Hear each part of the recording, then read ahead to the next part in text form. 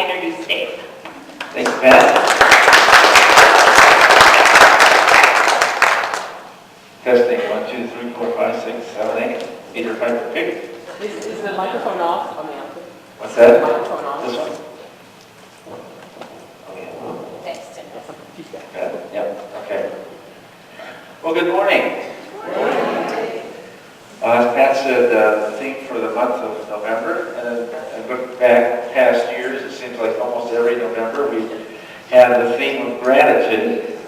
Well, it kind of fits because Thanksgiving and so forth, so we take advantage of that. And it's an opportunity for us to reflect and reframe and just sort of renew our sense of and our sensitivity to all the gifts that were given. So the title of my talk is Gratitude is Everybody's Superpower. And it really is. It's one of those things that in fact, we take it for granted, how powerful it is and how important it is in our everyday life and how much more important. I didn't thought of this always too late, you know. I wanted to get a shirt that said grateful. Maybe I'll do it for sometime later in the month. Rip open my shirt and say grateful. Yeah. The superpower, you know, you get it? No phone booths anymore. So you gotta improvise. So what is gratitude? It's you think about it, that caused me to reflect on really what it is, and it's an expression that is an acknowledgement of a gift given and received, right? Usually how it shows up in life, an expression of an acknowledgement of a gift given and received. Energetically, it acknowledges not only the gift and the value of that gift, but it also acknowledges the giver, right? It just has that energy about it that it also recognizes the generosity, and I'm cutting in and out, I hope it quits here. It acknowledges the generosity of the gift, that act of giving, and an act of positive regard. It's a form of love, isn't it? It's a form of expressing love for the love expressed. Expressing gratitude says, to the giver, I see you. I see you in your kindness. I see you in your compassion. I see you in your generosity. I see you in your taking time to pay attention to me. Powerful. How that can feel. And that energetic exchange is both the gift and the giver are appreciated. It's like in value of your house, right? Added unto. So in doing that, we're adding to the tangible gift that's given. It's adding all of that energy of love and appreciation, adding to, uplifting, expanding. That's how the energy moves when we express gratitude in the act of giving and receiving. That's what the universe sees and feels and responds to. The energy. We live in an energetic universe that feels and whatever we express and it is impressed on the universe. And what happens then? Whatever we focus on, what happens? It increases, it grows, doesn't it?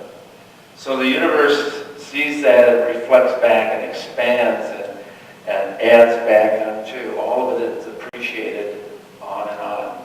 So that's what gratitude is. When we think about it energetically and see it as spirit does and as the universe does. So the universe responds to adding unto and expanding expands as more of the same. More kindness, more compassion, more generosity, more love expressed and exchanged. Furthermore, we don't even need to be part of that transaction. When we see gifts given and exchanged and received, when we witness a generous act, we appreciate it too, don't we? We add up to it. So we have that same addition. So see, the gifts of expressing gratitude are, reflect way beyond the giver and the receiver. It's the people who observe or even hear about or watch a video on Facebook. I mean, we add that unto the actual act itself, and it increases in the universe. That's the importance of showing gratitude, the energetic vibrations of that. It encourages us, furthermore, to even participate. When you see some act of generosity or kindness, it kind of, don't we want to be part of that? Well, we already are in being a witness to it. We also, it kind of encourages us to bring out more of that ourselves, doesn't it? I always do. I always feel like, oh man, I'd like to. It reminds me to be generous and kind as well as the person I'm observing. So that one aspect of power is a power of gratitude. The ability of it to energize the universe and to expand and to spread. It's kind of the power supply that helps expand love and well-being in not only in us, but in the universe. And that power supply is in each one of us. It's our superpower. We all have that. Everybody has the power to be grateful, to express it, and to send it out into the universe. Another aspect of the power of gratitude is power to transform situations. We've all had experiences of being in a tense situation or in a meeting where maybe there's a little bit of conflict going on, and just simply the act of expressing gratitude. I know that Pat here is a master of that. First, expressing gratitude, even for being here, and for the gifts already given, and for the expectation and the vision of further gifts, of the opportunity to resolve whatever we're there for, to be together, to act together. That expressing gratitude for all that, it allows us to breathe a little bit and opens up the channels for greater cooperation, alliance, intentions, gives us all a chance to be a little bit better of who we are in a situation where we might have walked in the room a little tense. I know we've all had chances to do that. That's another part of the superpower that gratitude is.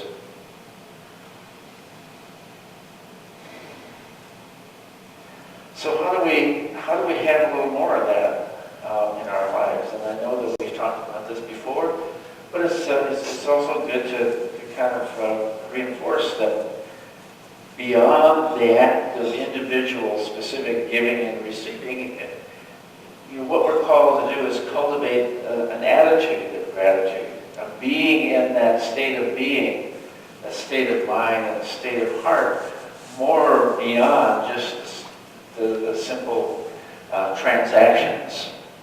That we have an opportunity to live more in a state of gratitude every day, even in challenging situations. Cultivate a way of living. So practicing or cultivating an attitude of gratitude. From our website, we talk about gratitude as being one of our important practices.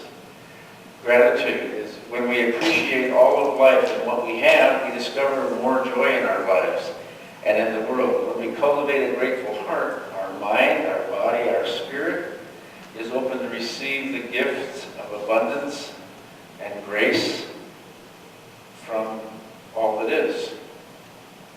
In order to practice gratitude, to cultivate an attitude of gratitude, we have to put little stop signs up for us during the day.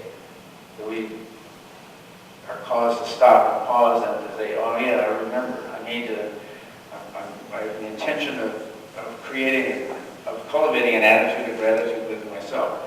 We might do things like put little rubber bands on our wrists or have an app on our cell phone that put little stop signs up for during the day.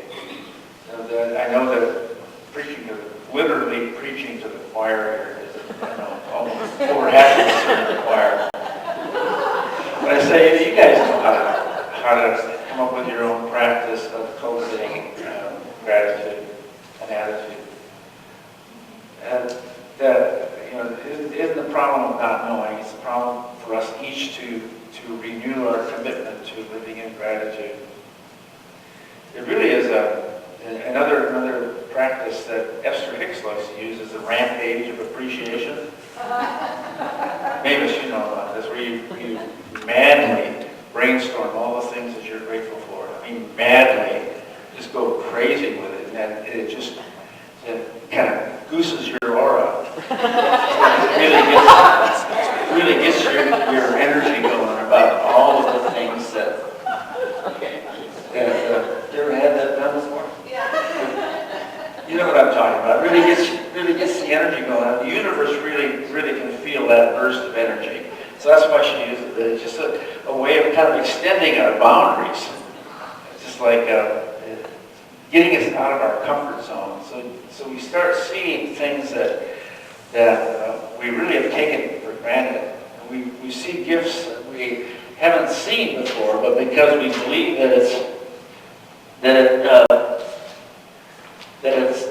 more there than we're looking at, we eventually see more. You don't have to see it to believe it, you have to believe it to see it. So we see more of what is given to us. It turns what we have into enough. It can help us in our physical well-being and our physical health. It creates a positive attitude. Lots of benefits. Strengthens bonds between people, relationships, softens tough situations. It increases creativity and clarity and productivity and harmony. Lots of benefits, lots of results from living more in gratitude. It really helps us see every challenging situation, whether it's a traffic ticket.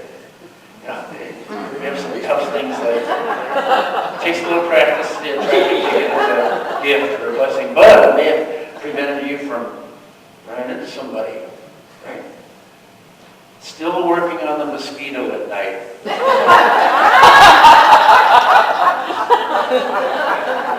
Anybody got any ideas on that?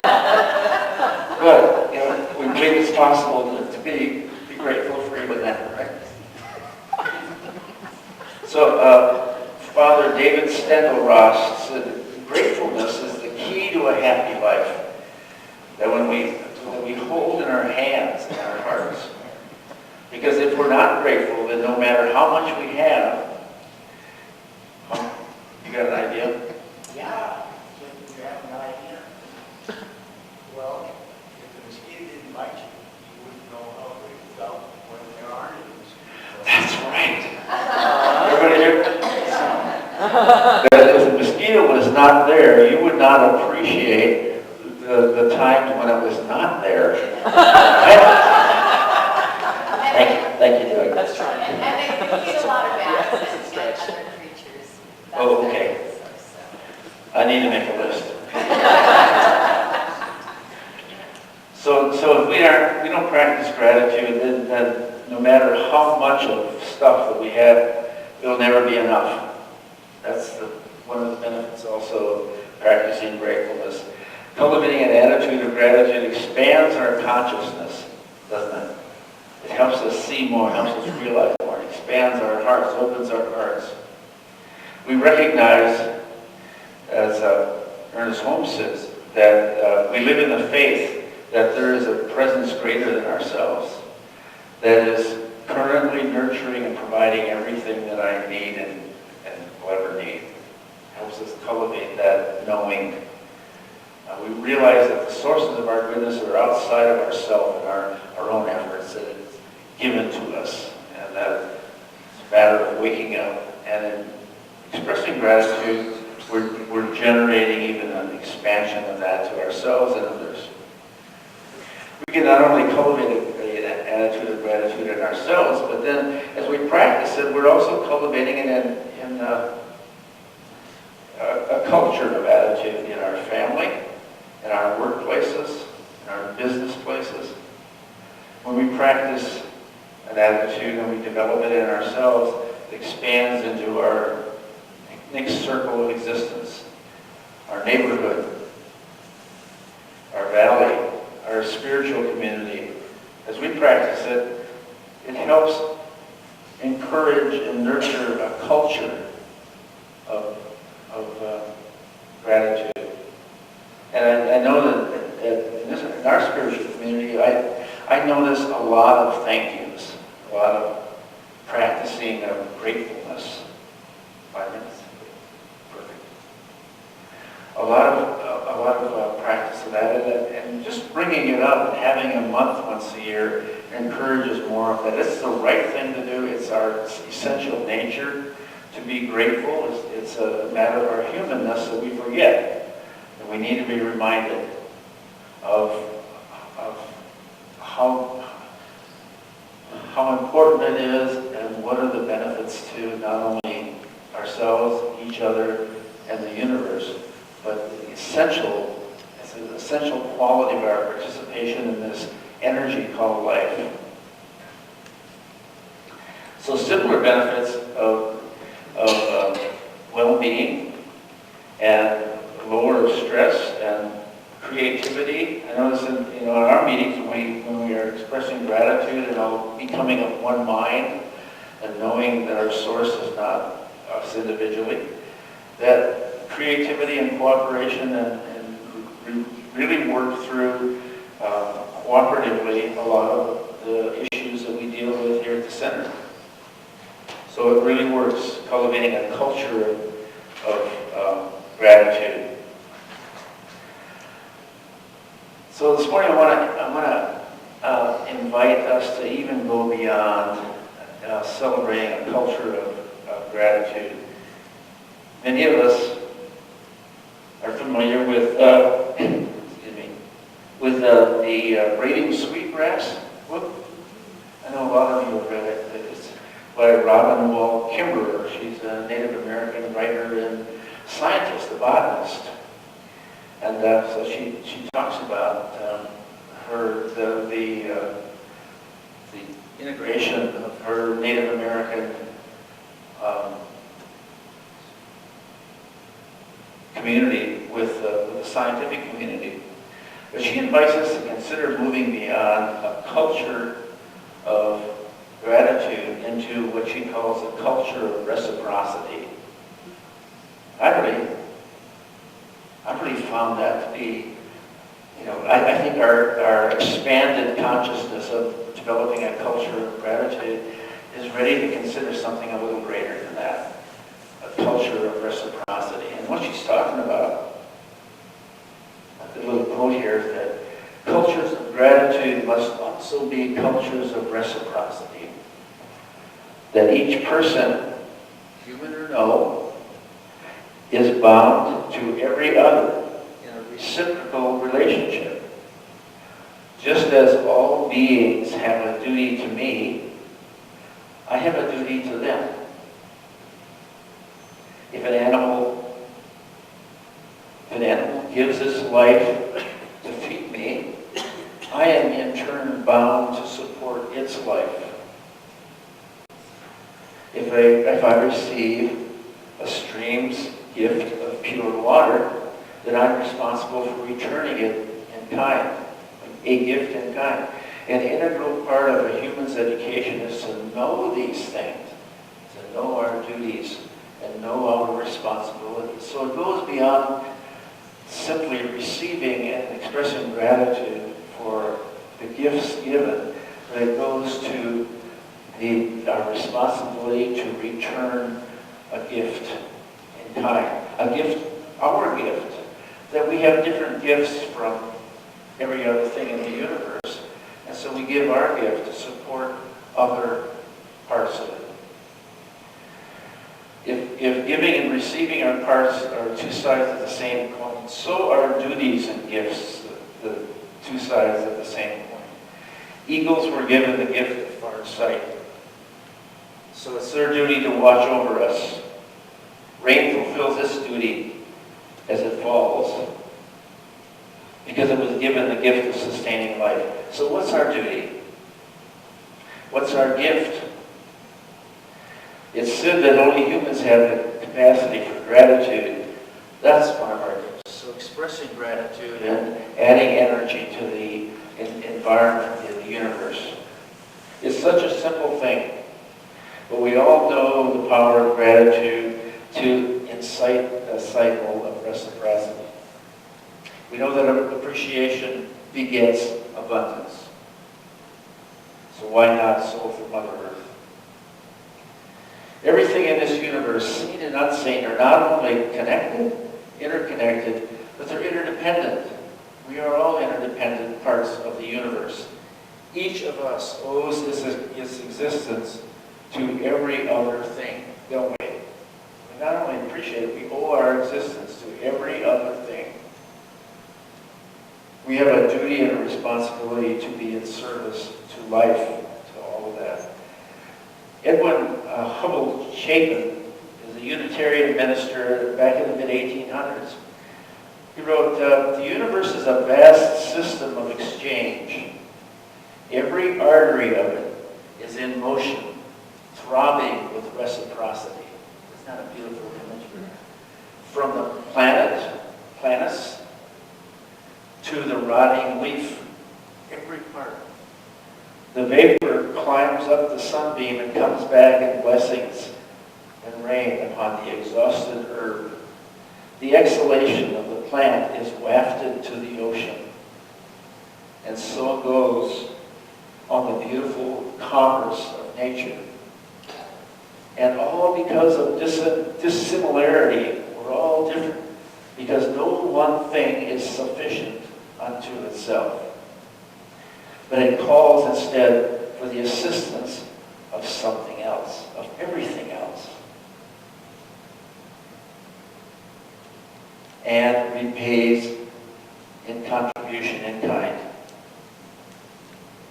Edwin Chapin. Every action in our life touches on some chord that will vibrate in eternity. I love this guy.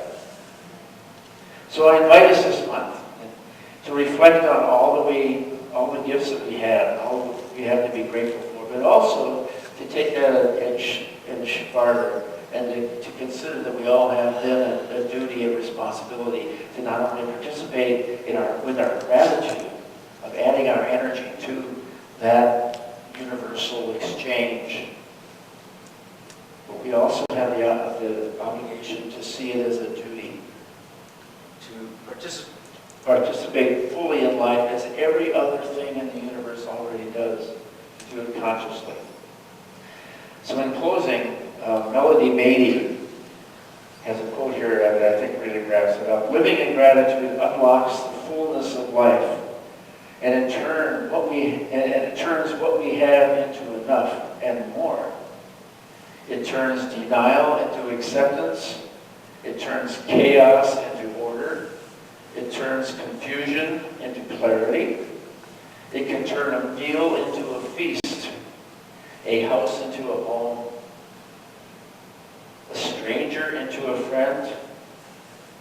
Gratitude makes sense of our past, brings peace for today, and creates a vision for tomorrow.